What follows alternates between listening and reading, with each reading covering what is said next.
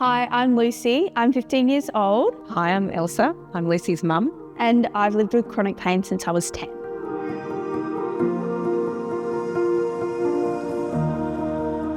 I started experiencing chronic pain 5 years ago when I was 10 years old. Since it was back pain, I had this idea that, only old people have bad backs. And so I had my first spinal fusion surgery when I was 13 years old, so when I was in year 8. At the time, I feel like we were kind of given this idea that that would be it.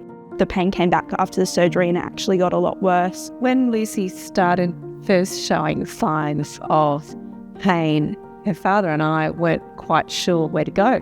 We're dealing with an invisible illness, and there have been times where we've really struggled knowing what to do. Once we really found a team who understood pain and the impact of pain, that's when we felt we were making a bit of a breakthrough. I was missing a lot of school because I was in pain, and that does go on to impact friendships, just not being there and feeling like you can't do things that other kids your age can do, other teens your age can do. I can't even really remember what it's like to not have to think about if I'm going to be in pain while I do something. Have your mind constantly on the fact that you're in pain is quite energy draining.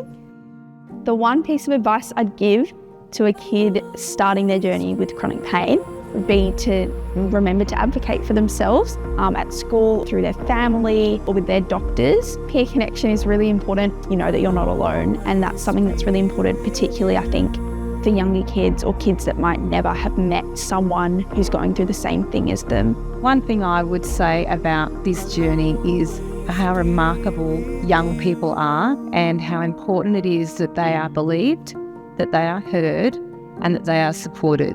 My vision for the future for kids with chronic pain is to create more accessible healthcare and public spaces and acknowledge chronic pain as a chronic illness and an invisible illness as such. They say that it takes a village to raise a child, but when we have that many kids experiencing pain, it takes more than that. It takes a whole nation. It's time to break the silence on kids in pain. It's time to break the silence on kids in pain.